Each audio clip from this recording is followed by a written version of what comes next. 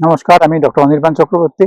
আপনারা যদি দীর্ঘজীবী হতে চান, বেশি দিন বাঁচতে চান, তাহলে কোনো সুপারফুড, ভিটামিন, ওষুধ না খেয়ে বিনা পয়সায় কি করে যে কেউ ভালো থাকতে পারেন। মন দিয়ে ভিডিওটা দেখুন, কারণ আপনার রোগ থাকুক আর না থাকুক, এই ভিডিওটা আপনার কাজে লাগবে।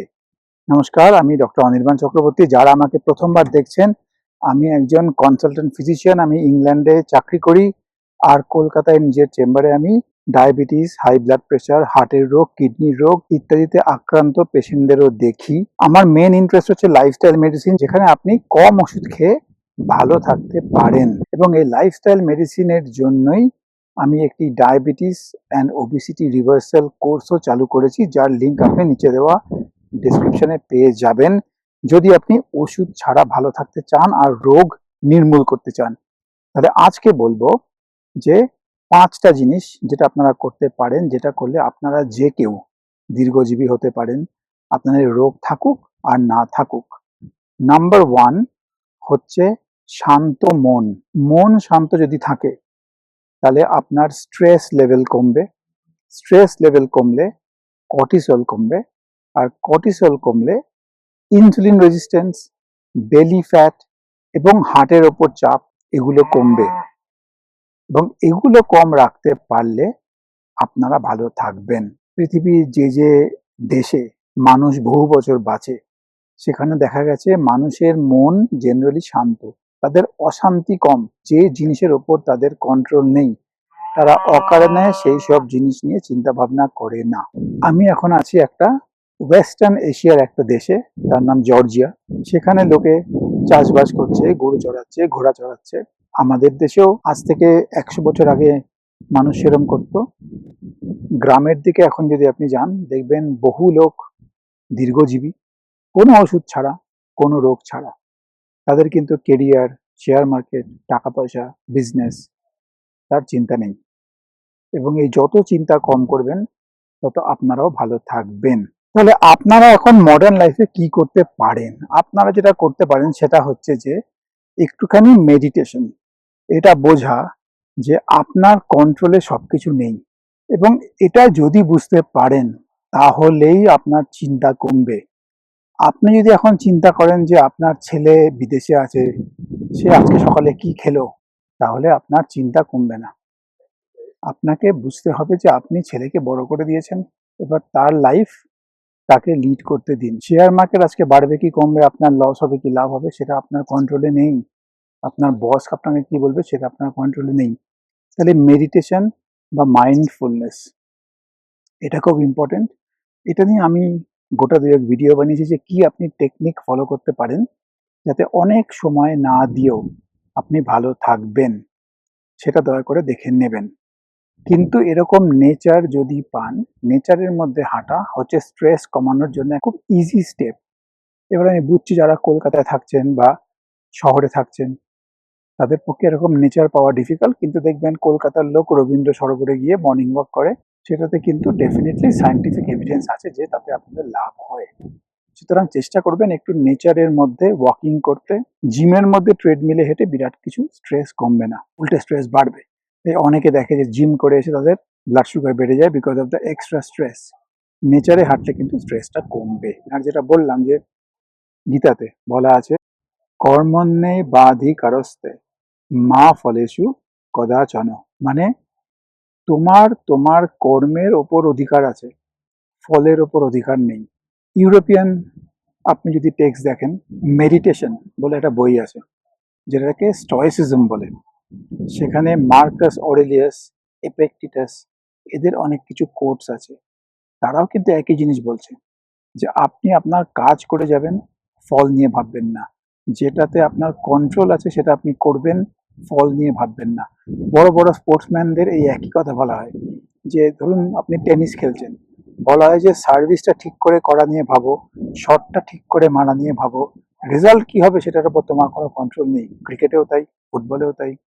যে বলটা আসছে সেই বলটা কি করে খেলবে সেটা নিয়ে ভাবো, রেজাল্ট ডিপেন্ড করছে অন্যরা কে কি করছে তার উপরেও।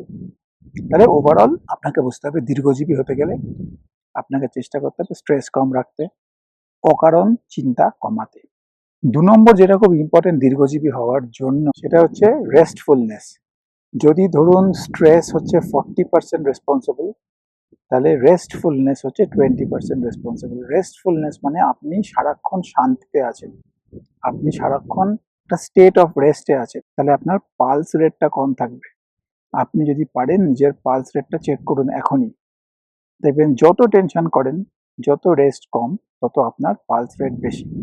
যত পালস রেট বেশি আপনার হার্ট তত জোরে জোরে পাম্প করছে, আর হার্ট যত জোরে জোরে পাম্প করবে তত আপনার আয়ুটা কমবে। যত হার্ট স্লো অ্যান্ড রিল্যাক্সড তত আপনার আয়ুটা বাড়বে। সুতরাং রেস্টফুলনেস মানে শুধু যে সারাক্ষণ শান্তিতে বসে আছি তা নয়, সকালটা খুব ইম্পর্টেন্ট। সকালে যদি আপনি অ্যালার্ম দিয়ে ঘুম থেকে ওঠেন আর সকালে উঠেই যদি ফোনটা তুলে নেন আর রিল স্ক্রোল করতে থাকেন আর হোয়াটসঅ্যাপ মেসেজ দেখেন আর গুগল মেল দেখেন আর অফিস মেল দেখেন, তাহলে কিন্তু আপনার রেস্ট ওখানেই শেষ হয়ে গেল। চেষ্টা করবেন সোশ্যাল মিডিয়াটা অ্যাটলিস্ট 1 ঘন্টা না দেখা। সকালে উঠে অ্যাটলিস্ট 1 ঘন্টা ফোনটাতে হাত না দেওয়া। আর যখন নর্মালি ঘুম ভাঙবে তখন চেষ্টা করবেন ঘুম থেকে ওঠার, এবং ঘুম থেকে উঠে পারলে একটু নেচারের মধ্যে যাওয়া। এবার আমি বলছি না যে গরমকালের মধ্যে আপনি রোদের মধ্যে বসে থাকুন ইন্ডিয়াতে বা বাংলাদেশে, যেটা ডিফিকাল্ট, কিন্তু শেডের মধ্যে বসলেন, ডাইরেক্ট রোদে বসতে হবে না, কিন্তু ঘুম থেকে উঠে বাইরে বেরোনোটা একটু ইম্পর্টেন্ট। এবং সকালে উঠে একটু স্ট্রেচিং করলেন, একটু এক্সারসাইজ করলেন। সকালবেলা এক্সারসাইজ করলে ওয়েট লস হওয়ার পক্ষে বেস্ট। যদি আপনি কিছু ক্যালোরি না খেয়ে এক্সারসাইজটা করেন, তাহলে সকালবেলা উঠে চেষ্টা করবেন একটু মেডিটেশন করার, একটু স্ট্রেচিং করার, ফোনটা পরে দেখার। আর সারাদিন যদি ভালো কাটে, সকালে যদি তাড়াতাড়ি ওঠেন, যদি দিনের বেলা যদি না ঘুমান, যদি ঘুমাতে যাওয়ার আগে ফোন না দেখেন, নেটফ্লিক্সে থ্রিলার না দেখেন, তাহলে ঘুমটাও ভালো হবে। রেস্টফুলনেস ভালো হলে লংজিভিটি বাড়বে। নেক্সট হলো যেটা বললাম রেস্টফুলনেসের মধ্যেই ইম্পর্টেন্ট, সেটা হচ্ছে ভালো ঘুম। এবার ভালো ঘুমের জন্য টেকনিক আমি অনেকগুলো ভিডিওতে বলেছি, কিন্তু ভালো ঘুম প্রচন্ড ইম্পর্টেন্ট। এবং বড় বড় স্পোর্টসম্যান এবং বড় বড় যোদ্ধা তারা কিন্তু ঘুমটাকে প্রায়োরিটাইজ করে।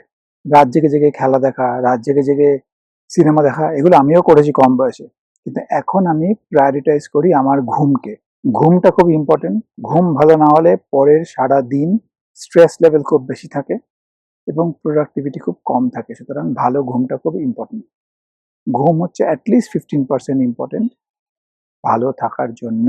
তাহলে অ্যাটলিস্ট 7 থেকে 8 ঘন্টা আপনাকে ভালো ঘুমাতে হবে, নইলে কিন্তু ডেমেনশিয়া হওয়ার রিস্কটাও বেড়ে যায়। 6 থেকে 7 ঘন্টা ডিপ স্লিপ, তার মানে 7 থেকে 8 ঘন্টা টোটাল স্লিপ, এটা আপনাকে টার্গেট করতে হবে সারা দিনে। যদি রাতে কোনো কারণে ঘুমাতে না পারেন, তাহলে দুপুরে ঘুমিয়ে সেটা পুষিয়ে নেবেন, কিন্তু ওটাতে আপনার পরের দিন রাতের ঘুমটা হয়তো একটু কম হবে। একটু বেশি করে এক্সারসাইজ করে নিতে হবে, আর স্ক্রিন টাইমটা কম রাখবেন যাতে ঘুম ভালো আসে। 4 নম্বর বলবো খাবার। এবার ডায়েট হচ্ছে 15% আমি বলবো ইম্পর্টেন্ট দীর্ঘজীবী হওয়ার জন্য। আপনি যদি যে কোনো জায়গায় যান যেখানে মানুষ দীর্ঘদিন বাঁচে, সেখানে তাদের ডায়েটে কিন্তু দুটো জিনিস খুব কনস্ট্যান্ট। একটা হচ্ছে তারা প্রসেস ফুড খায় না, আর 2 হচ্ছে তারা সুগার কম খায়। আপনি যদি চায়নায় যান, জাপানে যান, ওরা প্রচুর ভাত খায়, কিন্তু প্রসেস ফুড জিরো এবং সুগারও খুবই কম। আপনি যদি এরকম জায়গায় আসেন মিডল ইস্ট, মেডিটেরিয়ান, এখানে ওরা সুগার অলমোস্ট জিরো এবং প্রসেস ফুড জিরো, বাড়িতে খাবার বানিয়ে খায়। দুঃখের কথা হচ্ছে আমরাও কিন্তু বাঙালিরা, ইন্ডিয়ানরা, আমরাও কিন্তু আগে বাড়িতে রান্না করে খেতাম, সাত্বিক খাবার খেতাম, রোজকার খাবার রোজ বানিয়ে ফ্রেশ খেতাম, আমরা দীর্ঘজীবী হতাম।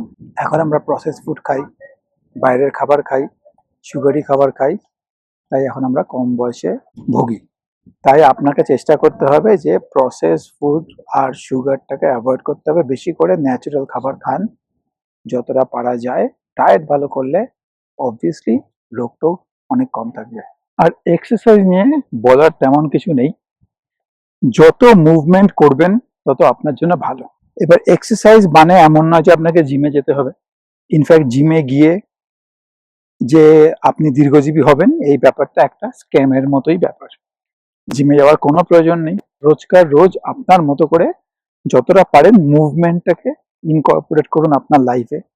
যখনই সুযোগ পাবেন একটু নড়াচড়া করে নেবেন, যদি পারেন একটু উঠবোস করে নেবেন, খাওয়ার পরে একটু হাঁটাহাঁটি করে নেবেন, সকালে সন্ধ্যায় একটু হাঁটাহাঁটি করে নেবেন, লিফট না নিয়ে সিঁড়ি নেবেন, পারলে নেচারের মধ্যে হাঁটবেন।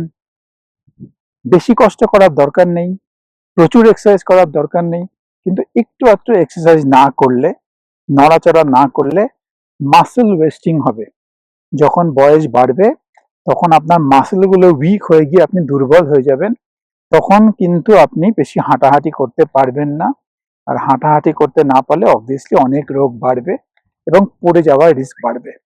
তাই সারা জীবন ধরে হাঁটাহাঁটি করবেন, বেশি করে প্রোটিন খাবেন, আর মাসেল অ্যাক্টিভিটি মেনটেন করবেন যাতে মাসেলগুলো স্ট্রং থাকে।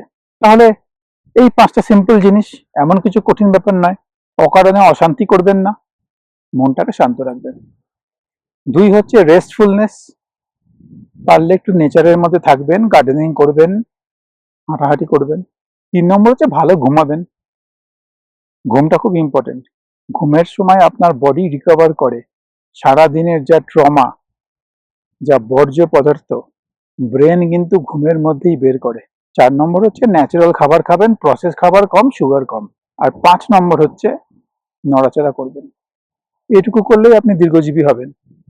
ওষুধ লাগবে না, ওষুধ কমবে, আপনার রোগও কমবে। একটা জিনিসই বাড়বে, সেটা হচ্ছে আপনার আয়ু। পুরোটাই আপনার হাতে। এই সমস্ত ব্যাপার নিয়ে যদি আরো জানতে চান, আমার অন্যান্য ভিডিওগুলো মন দিয়ে দেখে নিন। আর যদি আমার সাথে বসে 1-to-1 লাইফস্টাইল মডিফাই করতে চান, তাহলে ডায়াবেটিস রিভার্সাল প্রোগ্রামের নিচের দেওয়া নাম্বারে যোগাযোগ করে একটা অ্যাপয়েন্টমেন্ট নিয়ে নিন, অথবা যে ভিডিও মাস্টার ক্লাসটা আছে ওটাতে জয়েন করে যান। তাহলে নিজের বাড়ি থেকে নিজের সময় মতো আপনি দেখে বুঝে নিজের লাইফে সেটা অ্যাপ্লাই করতে পারবেন, আর আস্তে আস্তে রোগমুক্ত হতে পারবেন। ডায়াবেটিস রিভার্সাল কে কে করতে পারে জানতে গেলে এই ভিডিওটা দেখে নেবেন।